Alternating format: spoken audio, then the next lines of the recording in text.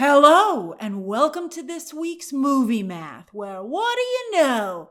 Sorry, Francis, it turned out to be Megalopolis after all. Whew, no vindication for Coppola. But you know who did get vindicated? The very same weekend, ex-Disney animation wonder kid Chris Sanders, who quit the Mouse House in 2007 after famously clashing with John Lasseter, who himself, we all know how that ended up working out. But Sanders is vindicated. He got vindicated with the wild robot. However, while he got vindication, he also slashed the tires over on Transformers 1, directed by another talent from Disney Pixar who had also left the Mouse House. Oh, the drama. The drama! Good thing we've got pumpkin spice to calm our nerves. By the way, it's officially the fall season, which is the busiest season. You got school, work, and the holidays, which means you have even less time for cooking. So enter Factor from our friends at HelloFresh. No stressful meal planning, no trips to the grocery store, no prep work. Who has time for all that? I certainly don't. I get stressed out trying to find time to go to the grocery store, much less actually go. But with Factor, you order your meals in advance, they come right to your door all at once, and then you just pop in a chef-crafted healthy meal right into the microwave, and in minutes, you're eating food that's good for you. That's right, we all fall on the crutch of fast food and takeout, but that's not good for you. I'm guilty of that. I do that. That happens to me. But don't we want to look our best for school, work, and the holidays? I certainly do. Factor also offers snack options like breakfast, smoothies, juices, small bites, and even more. So your on-the-go eating is taken care of as well. Now, how'd you like to get all the benefits of Factor, meals that are fresh, never frozen, but for even less money? Well, I have a deal for you. Head to factor75.com or click the link below and use code BTT50 to get 50% off your first Factor box and 20% off your next month of orders. Again, that's code BTT50 at factor75.com to get 50% off your first box plus 20% off your next month of orders, which is 4 more boxes. Be sure to take advantage of this amazing offer and get your fall off to a great start. And thanks again to Factor for sponsoring this episode of Movie Math. Okay, time to deep dive, and let's start with the most shocking of these entries, Megalopolis. It was fun to call it that until I discovered that I liked the film, but this is Movie Math. We put on our business hats here, and this is really, really bad. It's bad. There's no nice way to put this to Francis. All right, so one silver lining, the tiniest of silver linings, is that Megalopolis is basically a 50-50 split with critics, although the audience scores are not so kind. They're not zero, though. They're pretty bad. They're bad. That's not good. Maybe someday, Megalopolis will be more appreciated, right? I mean, hey, Stanley Kubrick, some of his most famous films were hated by critics and audiences alike when first released. The Shining, that was nominated for 2 Razzies. An awards ceremony where I feel Megalopolis is probably going to clean up. But being appreciated many years down the line isn't going to help Francis Ford Coppola now, because he spent $120 million of his own money to make this movie. And the rumor is that it actually cost much, much more. It was a tumultuous experience. It's not good. So it cost all that money to make, yet Megalopolis opened in only 6th place with a mere $4 million. Ooh, that's even less than Kevin Costner's own personal folly, Horizon Part 1, which opened back in June. Costner is said to have invested about $40 million of his own money into Horizon. Is that just Part 1? Or all the way through Part 3, which is currently filming? We don't know for sure. I'm sure Costner doesn't want to talk about it. It's not unusual, though, for big stars to pony up some cash for their projects that they really believe in. Costner himself sank $3 million into Dances with Wolves. That was back in the late 80s when they made that film. It came out in 1990. Well, Tom Hanks and Robert Zemeckis personally paid their own money to keep crucial scenes in Forrest Gump that studio executives were threatening to cut. They were like, we'll pay for it. Now, Costner ended up getting back $50 million for his $3 million investment. Hanks himself said he got back around $65 million, and so, Zemeckis also got his. And then both men became auteur superstars off of those films. Not to mention, went home with Oscars. So those were excellent investments.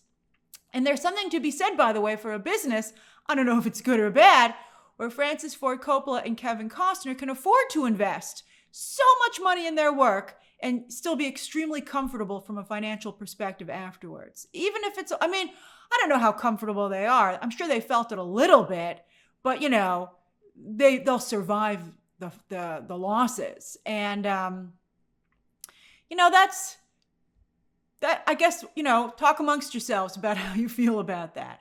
They've been investing in themselves their whole careers. Both of them are producers as well as actors and Costner is an actor and a director. And they've had huge hits. Although Costner, of course, is also, their personal finances are their own business. But, it's also, by the way, they also benefited from diversifying their portfolios. I believe Coppola sold off a vineyard that he'd had. In fact, most people in Hollywood, as we've discussed, usually end up making the bulk of their money from outside businesses that they lend their celebrity to, from wineries and alcohol businesses to all kinds of investments. But George Clooney, for instance, is a current person like that. Also sometimes they flip houses, which is how Jeremy Renner and Courtney Cox have made most of their money. That's what we're dealing with here. So that's also why nobody feels that sorry for either of them. I think an interesting question that arises here, though, is what so many interesting questions come out of this. But here's a big one. And I'll be curious to hear what you think the questions are down below. But can risky auteur filmmaking even still exist in a Hollywood that is now so driven by blockbusters and IP, right? Today, Dances with Wolves would have cost $53 million, Forrest Gump $116 million with inflation. And of course, you can still make a small movie. No one's stopping you from making a movie that costs under, let's say, $30 million, right? But filmmakers like Coppola and Costner are used to painting on big canvases. Horizon, the films themselves were a little low budget, but Costner committed to 4, and he's already made through 3. So that is, even though each film independently is low budget, it's overall a big spend. But the mid-range drama, for the most part, is dead. Which is how Dances with Wolves and Forrest Gump would be categorized. And you can still have a win in this category, by the way. I want to be clear. The Martian, Oppenheimer, yet neither of those films are as risky as Megalopolis, an experimental film, and Horizon, a Western, when the genre hasn't been popular for decades. If you want to take real risks, like Coppola and Costner did, you need to make a low-budget film. Low, not even mid-range, low. But you can understand why filmmakers like Coppola and Costner, who've already ascended to the top of Hollywood, why it would be difficult for them to pivot back to making smaller films, when their mid-range films have worked out for them so successfully before. What happened to their creative instinct, right? Well, here's another important thing to discuss. Is there a chance that Coppola and Costner are mentally still stuck in the era of filmmaking when they were at their respective peaks? I'm not only talking about what's popular, what audiences want to see, but also their relationship with audiences and how you deal with the general public. We got to find something here, and at least it's interesting. So when I reviewed Megalopolis, I likened the film partially to the type of short films that have been shown over the years in Epcot itself, an experimental prototype, in this case, a community of tomorrow. And for a while, everyone loved Epcot. They thought it was a great idea. Yet today, Epcot attendance is so low that mission statement is being aggressively stripped out of the park, and it's becoming just another gate. That's theme park lingo for just another park. They call them gates. It's interesting to see the theme park industry, on a side note, evolve to such a degree that it starts to have its own lingo and fan discussions, just like video games and movies and It's really interesting to see how theme parks are emerging, especially now that there's competition in the space. Oh, it's getting good over there. But yes, it's just another gate. It's just the 4th gate. There has no identity. The intellectual and educational aspects are being removed. And I think the only thing probably saving World Showcase from being stripped down and reimagined is that people like to drink around the world, aka a pub crawl on weekends. That's probably the only thing sadly saving the World Showcase. So if people aren't interested in the theme park version of Megalopolis, why would they like the movie version? The interest just isn't there. And then social media. With the press, influencers, and audiences themselves following public figures more closely than ever before and judging them and forming very strong opinions. It used to be that people just, they weren't that, first the studios controlled your relationship with stars by carefully crafting their images in the trade, in the fan magazines that were often owned by the studios, and often the stories they told you about the stars were not true. They were conjured up just like the movies themselves. Then actors and talent became free agents, took care of their own publicity, but, still the audience was somewhat at arm's length. And, the media was still more controlled because it was, only a couple of outlets. And so there was still some semblance of shaping a narrative. Now you roll the dice, baby. You never know which way it's going to go, but you have to understand the game. You could have some idea of which way it's going to go. I mean, I'm not saying you're not going to get surprised, but you could be a little smarter than Coppola and Costner have been.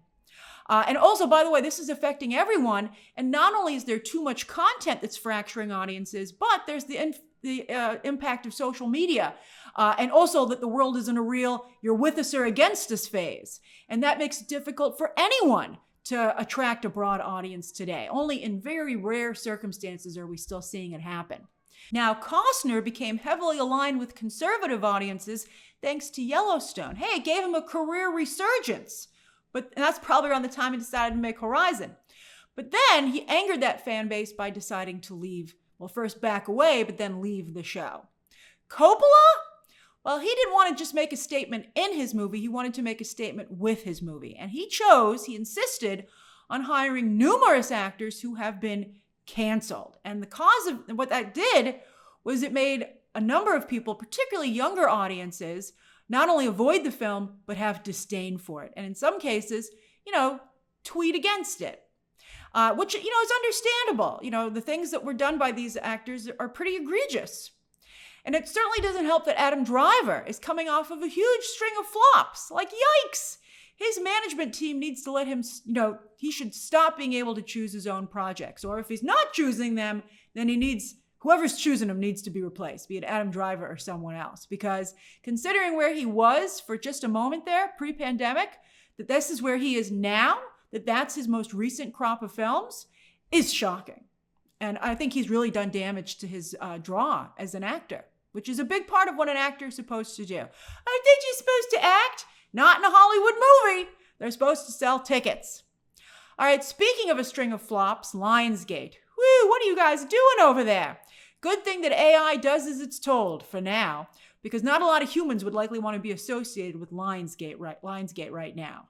Although the failure of this slate couldn't possibly be a surprise to anyone. When they looked at that, they should have been like, uh-oh. And also, why are they releasing basically a film a week? There is no way the studio can truly support those films from a publicity perspective if they're that close together. It's just not possible. But on that note, the only reason Lionsgate agreed to distribute Megalopolis is that Coppola agreed to cover the majority of the marketing costs, which were said to be just 15 to 17 million. Yet, as we now know, based on our very intense Alien Romulus discussions, a true advertising campaign should be 50 to 150% of the budget. So, even the fake budget. But basically, that means that a film like Megalopolis with that scope should have at least a $60 million ad spend. Now, with such bad word of mouth of the film coming out of the festival circuit, would you want to spend $60 million to advertise it? Well, you gotta spend money to make money. Although Coppola spent a lot of money on the film itself, and he's not making any money. But I think that it would have been wise to spend at least more than they did to really try and make Megalopolis feel like a major event. As I said when I was reviewing it, going into this weekend, I felt that the hype around it had already faded.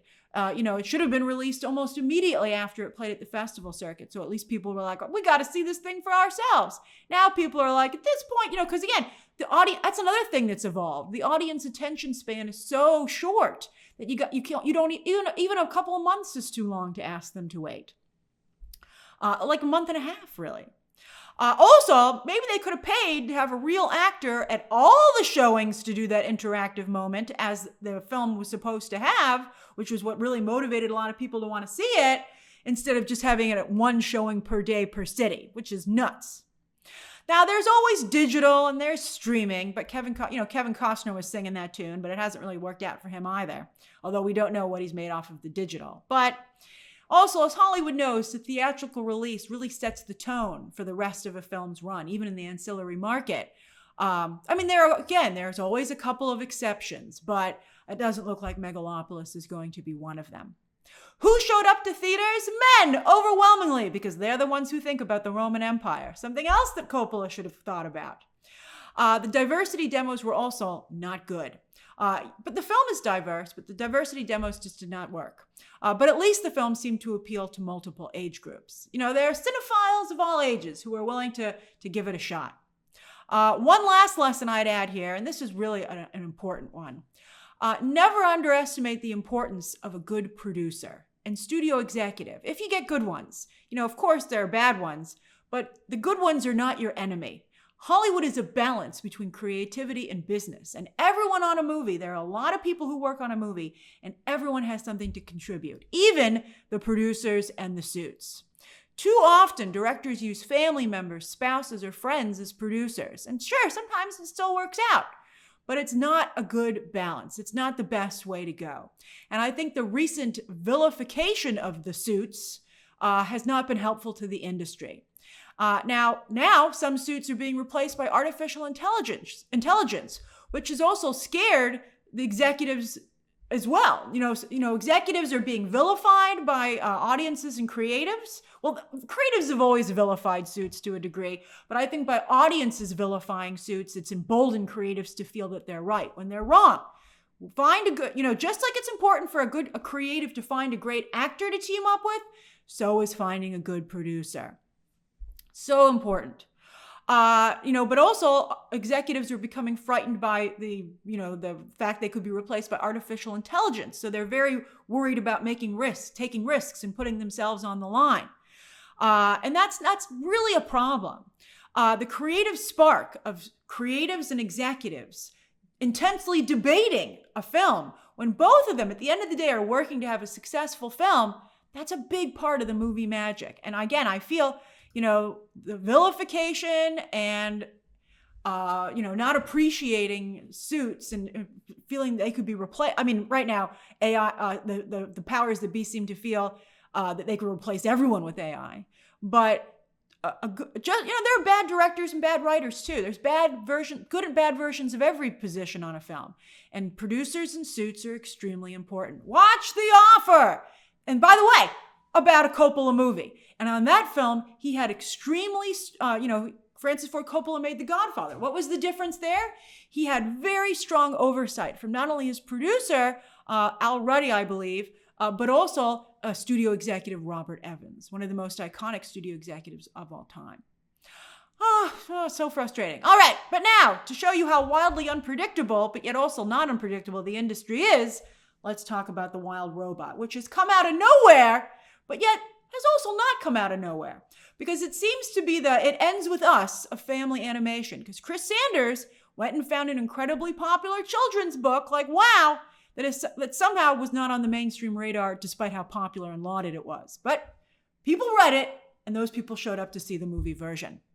With stellar critic and audience scores, The Wild Robot opened at number 1, with 10 million more than Transformers 1 did just a week ago. And on that note, because they're back-to-back, The Wild Robot, which is also about a robot, by the way, totally drank Transformers 1's gasoline milkshake. As Paramount's animated film fell a staggering 62% from its opening weekend. This is just its second weekend, and it's plummeting. It's also worth noting, though, that while Transformers 1 skewed male with both men and boys, The Wild Robot is benefiting from appealing to everyone, including women and girls. In fact, just slightly more girls than boys went to see the film. Outside of Hotel Transylvania, those films, this is the best opening for an animated movie in September, and a bigger opening than most of DreamWorks Animation's recent films for Universal. It's a very big deal, though, the biggest deal for Mr. Chris Sanders, who shot to fame as the writer, director, and creator of Lilo and Stitch. He even was the voice of Stitch, and he's, in fact, they got him to come back for the live-action remake to once again voice the character. He was like the original minion, so to speak. Yet his follow-up at Disney, American Dog, led to such huge creative differences at the studio that John Lasseter pulled him off the project. It went on to become the innocuous and forgettable Bolt. Byron Howard, who's still at Disney Animation, that was one of his first directing gigs. But Sanders was so devastated that he ended up leaving Disney over this and went over to DreamWorks. And he's had hits there. He co-directed and helped develop How to Train Your Dragon and The Croods. Yet he still has been lacking a project with his own strong creative stamp. He tried with the live-action solo film, The Call of the Wild, but that didn't work out. But now here he is with a huge hit. Well, not a huge hit, but by comparison, it's good, with The Wild Robot. Another film, by the way, that focuses on the family you make, just like Lilo and Stitch did. Could Sanders end up getting an Oscar? Ooh, the best revenge is served in gold. Maybe. The Wild Robot, it certainly has the audience scores to back it up. Its biggest competition is another strong artistic swing out of Europe, Flow, which is hitting U.S. theaters around Thanksgiving. It'll be those two films, maybe also piece by piece, competing with the juggernaut that is Inside Out 2, that single-handedly, speaking of John Lasseter, resurrected Pixar after he had to leave. And ironically, by the way, considering Sanders' history with Disney, one of the things that is helping The Wild Robot is conservative audiences wanting to stick it to Disney. This has helped a number of animated films because there is a strong contingent of moviegoers and influencers who actively want to support animation that is from outside of Disney to weaken Disney's hold on the marketplace. Although, of course, Inside Out 2 was still hugely successful and Transformers 1 was not. But I still believe that's a factor. I still feel that is helping non-Disney movies and hurting other Disney movies to a degree. We'll see. We'll see how Disney... I think that's something that Disney does need to not maybe directly address, but their PR campaign should be working on that. In the specialty market, well, Saturday night's reviews are not great. It still managed to debut with a very nice per theater average this weekend, as it opened in just 5 theaters in New York and Los Angeles. It's starting its awards run, and this healthy per theater average will keep it on the awards radar, despite the soft RT score that it currently has. Saturday night will continue to expand this coming weekend before going fully wide on October 11th. As for the rest of the box office, while India is often able to get a film into the top 10, Devara Part 1 managed to open in 4th place. That's amazing. Particularly impressive, not just for a foreign film, but from one that's from the U.S. branch of a foreign distributor. With a good chunk of the box office so low these days, you always see kind of the top shelf and then a dramatic drop for the rest of it. You can see it right now, right here. But it's creating real opportunities for players outside of Hollywood that pre-pandemic and pre-streaming couldn't get a hold box office-wise, a foothold. But now they're able to garner some attention for themselves. We'll see when India can get its next true crossover film, though, the likes of which we saw with RRR and Bahubali, The Beginning. And Aubrey Plaza's comedy, produced by Margot Robbie, by the way, remember, Lucky Chap, Margot Robbie's production company, focuses on female-based entertainment. That movie expanded by 700 theaters and managed to get into the top 10. That's, of course, Aubrey Plaza is also an Agatha all along these days, and Joe Locke will be talking about him shortly with his own project that's about another project that's about to come out. I don't know if that'll hurt or help Agatha. Beetlejuice 2 is still the big movie of the month, with a surprisingly strong hold still in weekend 4. That's amazing to have such a small drop in its 4th weekend.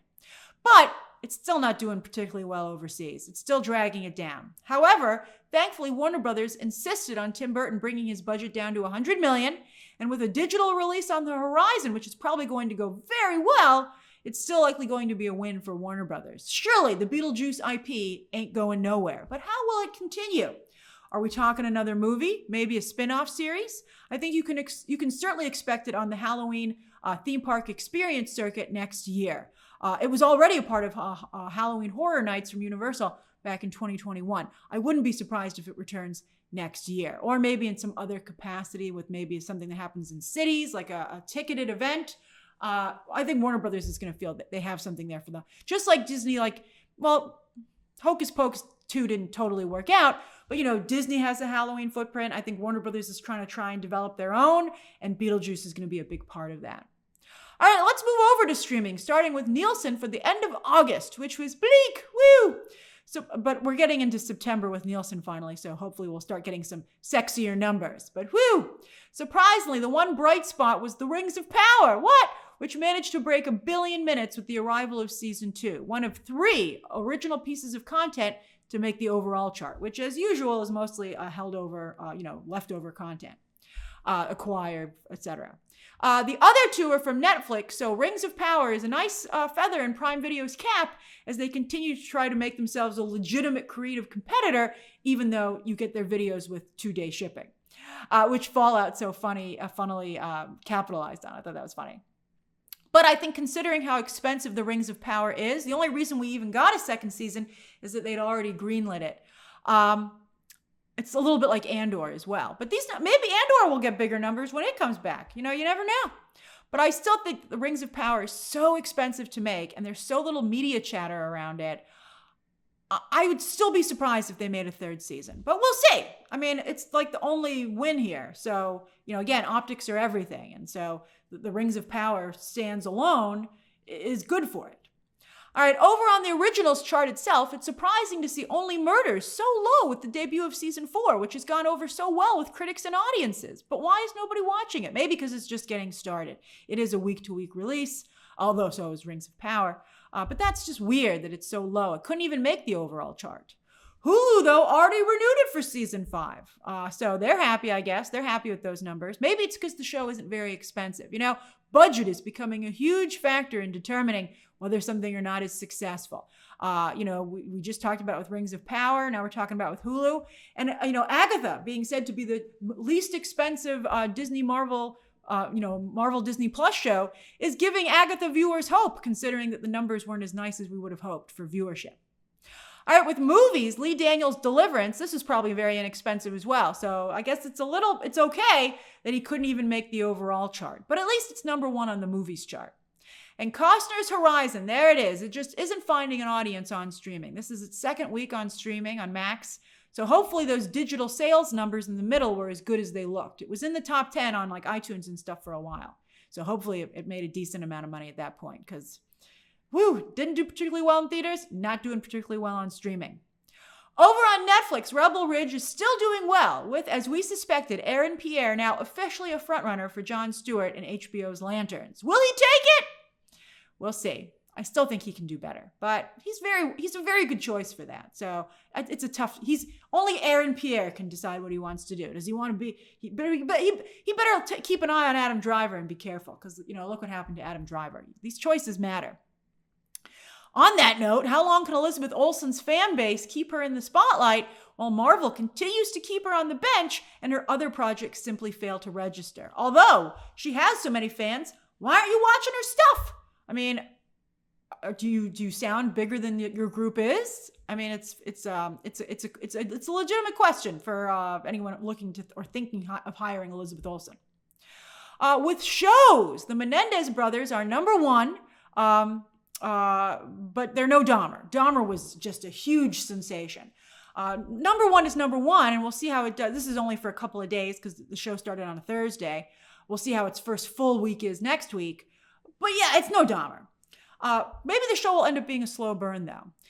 This season of Monsters is surrounded by even more controversy than Dahmer was, with the Menendez brothers themselves undercutting the show. Similar, by the way, to how Pamela Anderson rallied her own supporters against Pam and Tommy. I think the situations are very similar. In this case, though, what makes the plot thicken even more, is that the Menendez brothers have their own documentary on Netflix coming out October 7th. So you would think they would want, will it benefit the documentary or hurt the documentary that everybody's so upset about the miniseries? we'll see. We'll see how the numbers are. And Murphy, by the way, just recently admitting that he didn't even try to talk to the Menendez brothers. I don't really think that helps his cause. By the way, though, I've watched both Monsters Season 2 and Pam and Tommy, and I thought they were excellent, insightful miniseries, which made their subjects extremely sympathetic, which was notable because when those events actually happened, those subjects were not sympathetic. So it's surprising to see those subjects aggressively turn on the shows. They can, of course, say that they feel they're not 100% behind it, and maybe it's not exactly what they would have wanted to see. But I think, again, because these series make them so sympathetic, you think they would want to have some connection to it. I watched them. Some of the accusations I didn't see. It's a complex conversation, against the Menendez brothers, Ryan Murphy show. I watched Monsters Season 2 a week ago, and I'm still thinking about it. Not only because I think it's so well done and so haunting, but one of the most interesting things about it to me is that we often think of crimes, I believe, as black and white. Like, we'll figure out what happened, and then we'll take care of it. But there's so much nuance to the Menendez brothers' case, and so much that we'll never know for sure, that it really, I think, at least for me, it underscored the actual real-life complexity of the idea of trying to deliver justice, and that it's not as concrete as I think that we would hope it would be, and that entertainment so often portrays it to be. That it's more of a, it's something that's almost intangible, and you do the best that you can. But on that note, it's also, I think the series also underscores how much the conversations about abuse and mental health have evolved for the better over the past 30 years or so. The Menendez brothers are still considered somewhat recent history, yet it seems like night and day as to where we are in those conversations. And I think that also had an unfortunate toll on how the Menendez brothers were perceived in the press and in the court system. I think it's a fascinating show. So I'll be curious if you've watched either and what your thoughts are on it. On iTunes, there's It Ends With Us, right? But what do you know? Justin Baldoni is in the news this morning, fighting with someone else. Vindication for Blake Lively? I thought that was very interesting. Meanwhile, everyone is clearly very excited about Deadpool and Wolverine hitting digital on Tuesday with tons of extras, and it's already number 2 on iTunes with pre-orders. Beetlejuice, by the way, also still in the top 10, thanks, the original Beetlejuice. So I really think that Beetlejuice 2 is going to do quite well when it comes to digital, probably in a few weeks. I'm happy to see Blink Twice still relatively high up there because I think, again, that's a really solid film.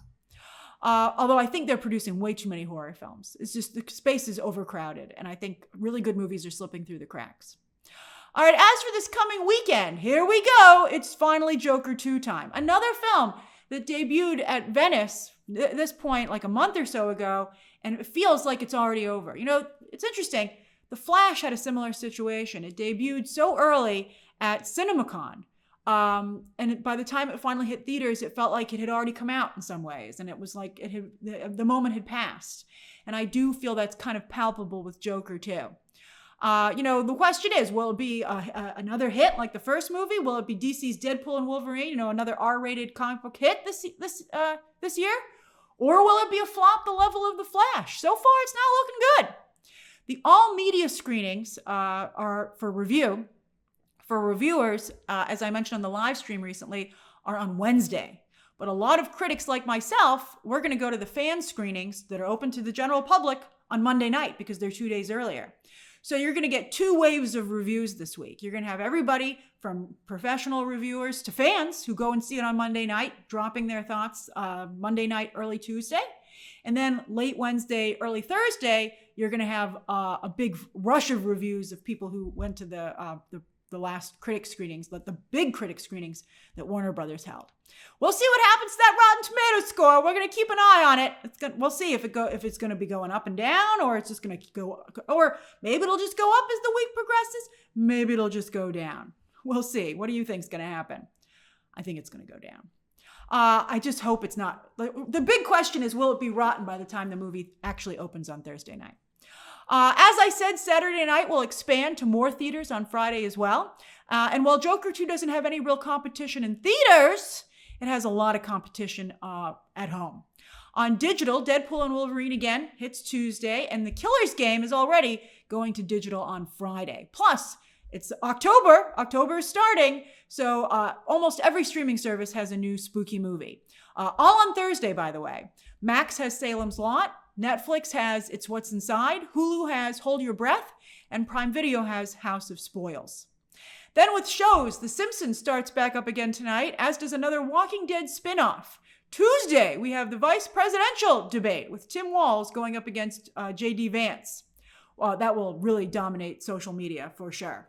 All the way Tuesday evening through Wednesday morning. And of course, Saturday Night Live will take their turn on Saturday night. Then on Thursday, Agatha All Along's Joe Locke himself has another project out with the new season of Heartstopper, the show that put him on the map and got him Agatha All Along. And both The Legend of Vox Machina and Gremlins The Wild Batch return with new seasons. And that's this week's Movie Math. What have you been watching? What do you plan to watch? And how do you think Joker 2 will do at the box office? And what are your thoughts on how The Wild Robot and Megalopolis did? Share those thoughts down below, subscribe today, and of course, as always, you can check out some more videos right now.